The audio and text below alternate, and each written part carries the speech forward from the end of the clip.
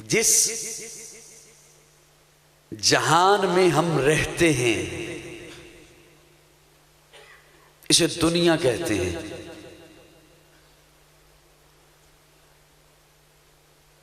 اسے ہم بے وفائی کا گھر بھی کہتے ہیں. اسے ہم دکھوں کا گھر بھی کہتے ہیں. اور شریعت نے ہمیں بتایا ہے کہ یہ کوئی مذاق نہیں ہے، یہ دنیا دار الابتلاء ہے. کیا مطلب؟ ایگزامینیشن ہال ہے، کمرہ امتحان ہے. ہم سبھی کمرہ امتحان میں ہیں، ہم سبھی ایگزامینیشن ہال میں ہیں، ہم سبھی امتحان دے رہے ہیں. اور میں مختصر کرتے ہوئے آپ کی خدمت میں یہ رکھنا چاہوں گا کہ امتحان دو طرح کے ہیں، تیسرا امتحان نہیں ہے. حضرت آپ کی شفقت، حضرت مولانا عبد المالک صاحب بھی تشریف فرما ہے. امتحان دو طرح کے ہیں، ہم سبھی ان دونوں میں سے گزر رہے ہیں یا کسی ایک میں سے گزر رہے ہیں. تیسرا امتحان نہیں ہے. یا ہے صبر کا امتحان یا ہے شکر کا امتحان. کو ہلکا پھلکا سا ریلا دو، مجھے پتہ چلے نا میری بات آپ تک پہنچ رہی. یا ہے صبر کا امتحان، یا اس کی جہتیں مختلف ہیں، اس کی شکلیں مختلف ہیں. یا ہے صبر کا امتحان یا ہے شکر کا امتحان. ہم ان دونوں سے گزر نہیں ہیں یا کسی ایک سے گزر رہی. امتحان یہ دو ہیں. امتحان اللہ لے رہے ہیں، امتحان ہم دے رہے ہیں. امتحان دینے والا نہیں بتاتا کہ میں امتحان یوں دوں گا، امتحان لینے والا بتاتا ہے کہ میں امتحان یوں لوں گا. یہ تو میرے خیال میں سادہ سی باتیں میں کر رہا ہوں. امتحان دینے والا نہیں بتایا کرتا، امتحان لینے والا بتاتا ہے. وقت یہ ہوگا، دورانیہ یہ ہوگا، نصاب یہ ہوگا، طریقہ یہ ہوگا، انداز یہ ہوگا. یہ امتحان لینے والا بتاتا ہے، امتحان دینے والا نہیں بتاتا. امتحان اللہ لے رہے ہیں، امتحان ہم دے رہے ہیں. اب یہ اگر جملہ سمجھ آ گیا آپ تھوڑا سا مسکرا دیجئے گا مجھے تاکہ گفتگو کرنا آسان ہو جائے. امتحان اللہ لے رہے ہیں، امتحان ہم دے رہے ہیں. امتحان ہے چونکہ نسل انسانیت کا، تو اس کے لیے انسانوں میں سے ہی ایک ماڈل چاہیے تھا. کون میری بات کون میرے خیال میں سمجھ؟ انسانوں میں سے ہی ایک ماڈل چاہیے تھا. تو خالق کائنات نے آواز دی، لقد کان لکم فی رسول اللہ اسوۃ حسنہ. تھوڑا سا بولو گے تو بات چلے گی، ورنہ میں بھول جاؤں گا جو بات سنانے آیا ہوں. ایک دفعہ ذرا مسکرا کے کہہ دو نا. بچے نہ بولیں، بڑے کہہ دیں سبحان اللہ. مسکرا کے کہہ دیں سبحان اللہ.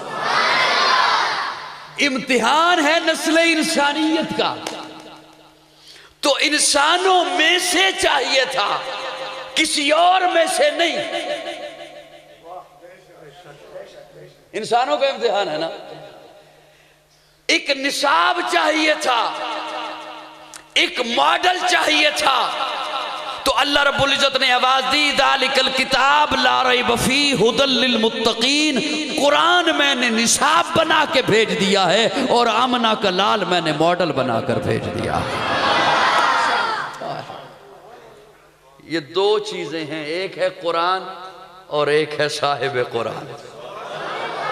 سبحان اللہ کہو، مجھے بات کی طرف آنے دو. میں اتنی آپ سختی سے بیٹھے ہوئے ہیں کہ مجھے یوں لگ رہا ہے میں امتحان دینے آ گیا ہوں یہاں پر. ایک اللہ نے نصاب بھیجا قرآن، اور اس کے متعلق اللہ فرماتے کیا ہے؟ اللہ فرماتے ذالک الکتاب لا ریب فیہ، اس کتاب میں شک نہیں. بولو ذرا میرے ساتھ، اس کتاب میں شک، اس کتاب میں شک. اب تھوڑا سا غوطہ لگائیے گا میرے ساتھ. ذالک اس میں اشارہ ہے، وہ کتاب وہ کتاب، ذالک اس میں اشارہ ہے، فی اس میں یہ کتاب، فی اس میں یہ کتاب، اور اس کے آگے فی ہی، ہاں اس میں ضمیر ہے۔ کوئی سی تفسیر اٹھا لیجئے، معارف القرآن اٹھا لیجئے، تفسیر مظہری اٹھا لیجئے، ہاں اس میں ضمیر ہے، معنی ہوگا یہ کتاب، ذالک وہ کتاب، فی ہی یہ کتاب۔ کیا اللہ دو کتابیں ہیں؟ اللہ فرماتے نہیں، ذالک الکتاب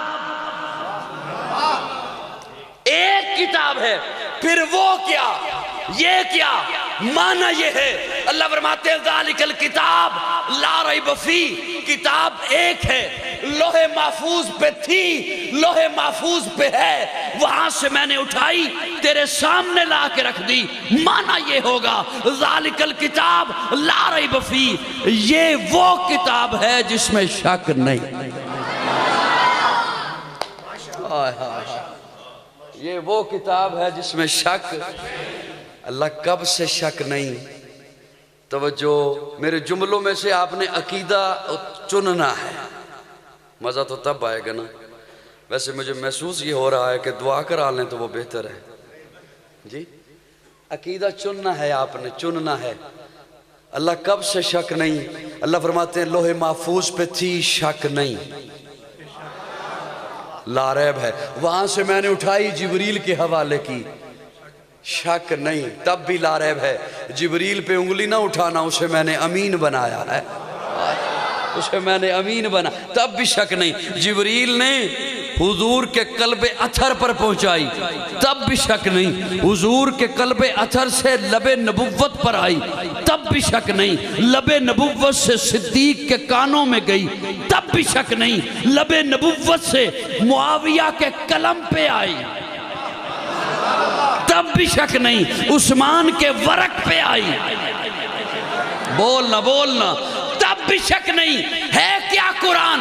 وہ جو نصاب بنایا تیری زندگی کے لیے۔ اللہ فرماتے ہیں نون والقلم وما یسطرون، نون حروف مقطعات میں سے ہے، والقلم، اللہ فرماتے ہیں مجھے قلم کی قسم، وما یسطرون، لکھی ہوئی سطروں کی قسم، سطریں لکھنی تھی تو پہلے قلم بنایا۔ علماء نے لکھا ہے حضرت آدم کو بنانے سے 50,000 سال پہلے اللہ نے قرآن لکھا۔ مجھے اپنے ذوق میں یوں کہنے دے، آدم کا صحیفہ بعد میں لکھا، نوح کا سفینہ بعد میں لکھا، ابراہیم کا کرینہ بعد میں لکھا، یوشع کا جہد بعد میں لکھا، الیاس کا تقوی بعد میں لکھا، موسیٰ کا جلال بعد میں لکھا، یوسف کا جمال بعد میں لکھا، دن اور رات بعد میں لکھے، خیر اور شر کے پیمانے بعد میں لکھے، سب سے پہلے زہرا کے بابا کے لیے قرآن لکھا۔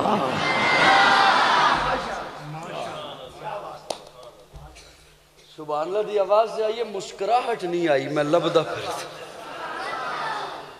تسی مسکرا لو، تبدیلی دا ذمہ دار میں نہیں ہاں، تھوڑا جا مسکرا کے کہو سبحان اللہ،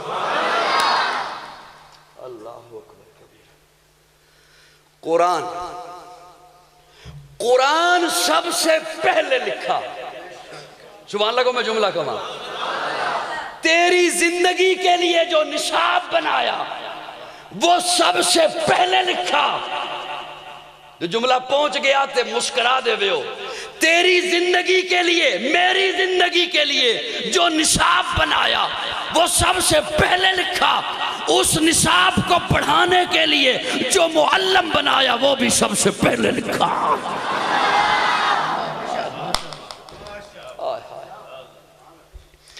ایک بادشاہ تھا بخت نصر، اس نے خواب دیکھا اور صبح آیا اپنے دربار میں، اور دربار میں آ کے درباریوں کو کہتا ہے میں نے رات ایک خواب دیکھا ہے، اس کی تعبیر چاہیے۔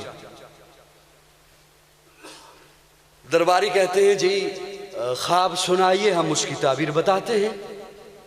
کہنے لگا خواب بھول گیا ہوں، خواب بھی تم بتاؤ۔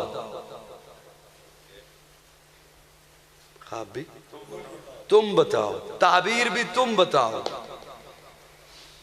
بڑا عجیب معاملہ ہے بادشاہ سلامت، یہ آج کیا کہہ رہے ہیں؟ انہوں نے کہا کرسی کا نشہ ہی ایسا ہوتا ہے، خواب بھی تم بتاؤ، تعبیر بھی تم بتاؤ، جو میں اس تفصیل میں نہیں جانا چاہتا.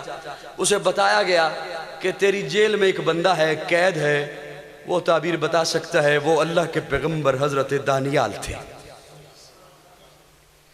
حضرت دانیال کو لایا گیا. جب حضرت دانیال آ گئے، حضرت دانیال نے اسے بتایا تو نے خواب یہ دیکھا ہے کہ تو نے خواب میں ایک بہت بڑا بت دیکھا.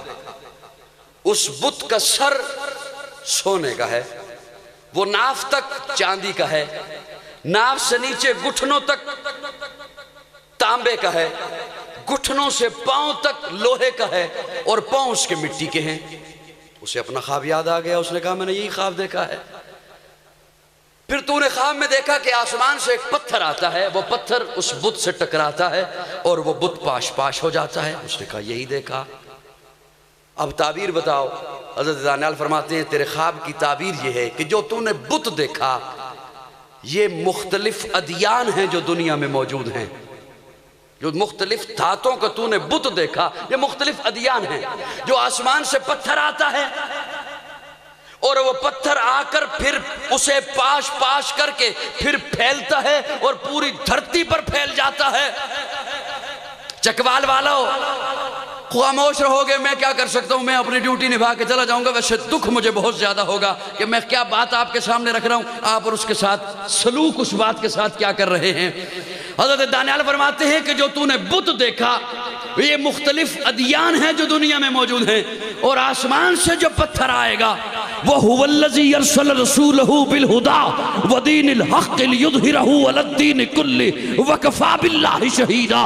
محمد الرسول اللہ، محمد الرسول اللہ، وہ اللہ کا پیغمبر آخری دین لے کر آئے گا. وہ دین ان پہلے ادیان کو پاش پاش کر دے گا. وہ پھر پھیلتا ہوا تو نے دیکھا ہے، تو اس کی طرف اشارہ ہے کہ پھر اللہ اس دین کو پوری دھرتی پر پھیلا دے گا.